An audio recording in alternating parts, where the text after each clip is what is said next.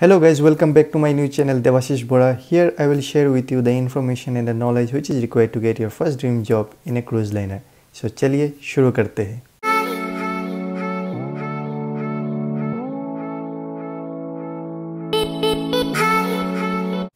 As we discussed in our earlier video कि हमें वो कौन कौन से डॉक्यूमेंट चाहिए होता है एक क्रूज लाइन जॉब के लिए, उनमें से तीसरा डॉक्यूमेंट्स था medical. But before we proceed to this video, I would like to request you to please like this video and share with your friends and family, and if this video is a little bit of helpful or informative to you then please subscribe to this channel. लेकिन अगर आपने मेरा 2 video पहले नहीं देखे हो तो please उनको पहले देखिए ताकि आपको एक क्लियर हो जाए कि हमें वो कौन कौन से डॉक्यूमेंट चाहिए होता है और हम कैसे अप्लाई कर सकते हैं. इन 2021 कोविड पेंडेमिक सिचुएशन के कारण मेडिकल सिस्टम में थोड़ा कुछ चेंज हुआ है. जैसे कि अभी अगर हम शिप ज्वाइन करेंगे तो उससे पहले हम लोग को पीसीआर टेस्ट करके जाना होता है, क्वारंटीन में रहना पड़ता है. तो उसी के बारे में आज हम लोग डिस्कस करेंगे. तो वीडियो को अंत तक देखिए, स्किप मत कीजिए. और लास्ट में मैं इनके फ़ीस के बारे में और हम कहाँ से इनको कर सकते हैं, कौन से इंस्टीट्यूट से, उसके बारे में मैं आपको डिटेल्स दूंगा. मेडिकल करने से पहले हमें अपॉइंटमेंट लेना पड़ता है उस डॉक्टर से. अगर आप किसी हायरिंग पार्टनर या फिर एजेंसी से अप्लाई करते हो क्रूज़ लाइन जॉब के लिए तो आपको वो लोग बता देंगे कि आपको कहाँ से करना है और या फिर आपको कौन से डॉक्टर से करना होता है. अगर आप खुद से अप्लाई कर रहे हो ऑनलाइन तो आपको इन्फॉर्म कर दिया जाएगा ईमेल में ही या फिर आपके मेल में ही कि आपको कहाँ से करना है और कौन से डॉक्टर से करना होता है. ज़्यादातर हम लोग असाइनमेंट या फिर लेटर ऑफ एम्प्लॉयमेंट आने के बाद ही हम लोग मेडिकल करते हैं. अपॉइंटमेंट मिलने के बाद हमें एक डेट फिक्स किया जाएगा और हमें उसी डेट में प्रेजेंट रहना पड़ेगा.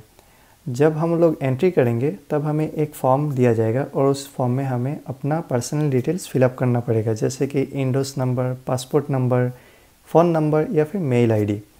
उसके बाद हमें एक मेडिकल एग्ज़ाम फॉर्म ए दिया जाएगा जिसमें हमें येस नो पे टिक करना होता है. ध्यान दीजिए उस फॉर्म में जितना भी हो सके सच बात ही बोलिए, झूठ मत बोलिए, नहीं तो बाद में जब टेस्ट होगा और पता चलेगा तो आपका मेडिकल कैंसिल भी कर सकते हैं या फिर अनफिट फॉर ड्यूटी भी लिख सकते हो लोग. फिर उसके बाद बॉडी टेस्ट या जैसे बॉडी वेट या फिर हाइट लिया जाएगा. टेम्परेचर, पल्स रेट, ये सब लिया जाएगा. आई टेस्ट होगा. आई टेस्ट में ज़्यादातर आपको एक बैनर मिलेगा जिसमें कुछ नंबर या अल्फ़ाबेटिक वर्ड्स रहेंगे. जो ब्लर में रहेगा उसको आपको रिकॉग्नाइज़ करना पड़ेगा या फिर एक आँख बंद करके हमें कुछ नंबर्स या फिर कुछ अल्फ़ाबेटिक्स वर्ड्स ये सब को देखना पड़ेगा या फिर रिकॉग्नाइज़ करना पड़ेगा. उसके बाद हमें हमारा हियरिंग टेस्ट होगा. हियरिंग टेस्ट में हमें एक छोटा सा केबिन में रखा जाएगा, जो कि उस केबिन में हमें एक हेडफोन दिया जाएगा और उसी हेडफोन में हमें एक छोटा छोटा आवाज़, बीप बीप जैसे साउंड सुनने को मिलेगा. और बाहर एग्जामिनर रहेगा और जब भी आपको वो आवाज़ सुनाई दे तो आपको रेस्पॉन्स करना पड़ेगा हाथ उठा के या फिर कुछ आपको स्विच प्रोवाइड किया जाएगा उस बॉक्स के अंदर, उस रूम के अंदर आपको स्विच को क्लिक करना पड़ेगा. फिर उसके बाद आपका ब्लड सैंपल लिया जाएगा.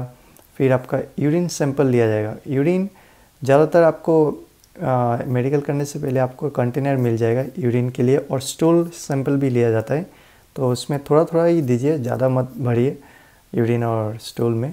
फिर उसके बाद आपका ईसीजी टेस्ट होगा.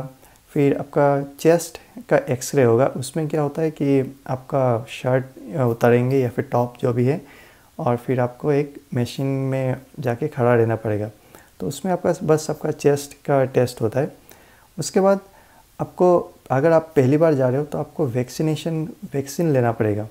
कुछ वैक्सीन जो मैंने लिया मैं उनका डिटेल्स स्क्रीन में दे दूंगा, आप देख सकते हो. अभी कुछ कंपनी का रूल्स अलग होता है, उनका डिमांड अलग होता है. जैसे कुछ कंपनी आपसे मांग सकता है कि येलो फीवर का भी वैक्सीन लेके आइए और या फिर कुछ हेपेटाइटिस बी का भी. तो हर एक कंपनी का अलग अलग होता है. तो आप प्लीज़ उस स्केड्यूलर से ये कंफर्म कर लीजिए कि आपका कौन सा वैक्सीन ज़रूरत पड़ेगा. और जैसे कि अभी कोविड सिचुएशन है तो शायद फ्यूचर में, शायद अभी तक तो किया नहीं, शायद फ्यूचर में कि बोल सकते हैं कि कोविड का भी वैक्सीन लेके मतलब ज्वाइन करना पड़े. तो वो अभी तक तो डिक्लेयर नहीं हुआ, बाद में देख सकते हैं हम लोग. फिर सबसे लास्ट में आपका होल बॉडी चेकअप होता है जिसमें आपका पूरा कपड़ा उतारा जाता है.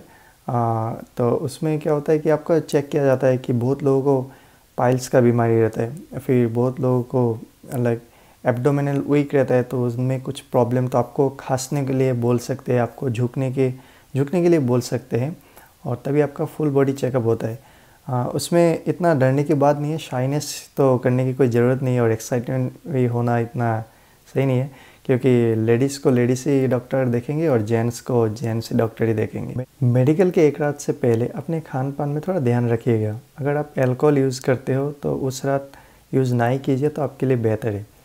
जब भी आप मेडिकल करने जाओगे, डॉक्टर से कुछ झूठ मत बोलिए, जो भी आपका प्रॉब्लम है उनके सामने उनको बता दीजिएगा।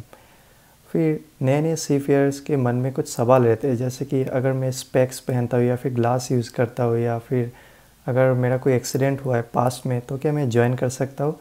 तो उसके लिए मैं बताना चाहता हूँ, आप बिल्कुल ज्वाइन कर सकते हो। जहाँ पे मैं काम करता हूँ, जिस शिप में, मैंने बहुत लोगों को देखा कि 20 to 30% लोग ग्लास यूज़ करके ही काम करते हैं, मतलब चश्मा पहनते।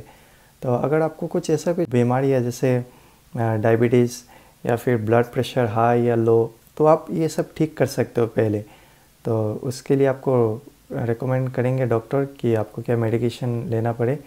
और अगर आपका कुछ एक्सीडेंट हुआ है पास्ट में तो आपका वो भी चेकअप होगा, तो फिर आपको डिक्लेयर किया जाएगा कि आप यहाँ शिप ज्वाइन कर सकते हो या नहीं। अभी जैसे 2021 में नया रूल्स रेगुलेट हो गया है, जैसे कोविड की सिचुएशन के लिए, कि शिप ज्वाइन करने से पहले 72 आवर्स से पहले आपको PCR टेस्ट करना पड़ेगा और उसका रिज़ल्ट आपको अपलोड करना पड़ेगा, तभी आपको फ़्लाइट टिकट्स डिटेल्स ये सब भेजेंगे। तो उसके लिए आप चेक कर लीजिए कि आपका शेड्यूलर ही आपको बता देंगे कहाँ से क्या करना होता है। और ज़्यादातर रिकमेंड होते हैं कि ICMR अप्रूव हॉस्पिटल से या फिर कोई इंस्टीट्यूट से आपको ये PCR टेस्ट करना पड़ता है। और हर एक कंपनी का शायद अलग अप्रूव में डॉक्टर्स होंगे उसके लिए, लेकिन ध्यान दीजिएगा कि जहाँ से भी आप कीजिए, अगर अप्रूव डॉक्टर से ना भी कीजिए तो ICMR अप्रूव होना पड़ेगा उसमें। और लास्ट में आता है कि हमें मेडिकल कॉस्ट कितना पड़ेगा ये सब के लिए, और वैलिडिटी कितना दिन रहता है। जी मैं बताना चाहता हूँ, वैलिडिटी मेडिकल का रहता है 2 साल, और फीस रहता है ये स्टेट वाइज डिपेंड करता है। जैसे मैंने पहली बार जब मैं किया था मुंबई में, तब मुझे 7,000 के अंदर ही हो गया था। और दूसरी बार जब मैं किया था कोलकाता से, जो जहाँ से मैं मतलब ईस्ट इंडिया से मैं बिलोंग करता हूँ, तो मेरे लिए पास कोलकाता ही होता है। तो वहाँ पे जब मैं किया था तो 10,000 अराउंड मुझे लगा था। आप चेक कर लीजिए, हर एक स्टेट में अलग होता है, और हर कंपनी का अप्रूव मेडिकल अलग अलग होता है। मैं उसका डिटेल्स मैं कोशिश करूँगा डिस्क्रिप्शन में देने के लिए। और ICMR अप्रूव जितने भी डॉक्टर्स या फिर हॉस्पिटल या फिर मेडिकल्स है RCL के अंदर, जैसे मेरा कंपनी रॉयल के अंदर है, उसका भी मैं इंफॉर्मेशन डिस्क्रिप्शन में दे दूँगा। और अगर आपको ये वीडियो पसंद आया तो आप लाइक कीजिएगा, शेयर कीजिए और कमेंट्स कीजिए, और हो सके तो सब्सक्राइब कीजिए। जय हिंद।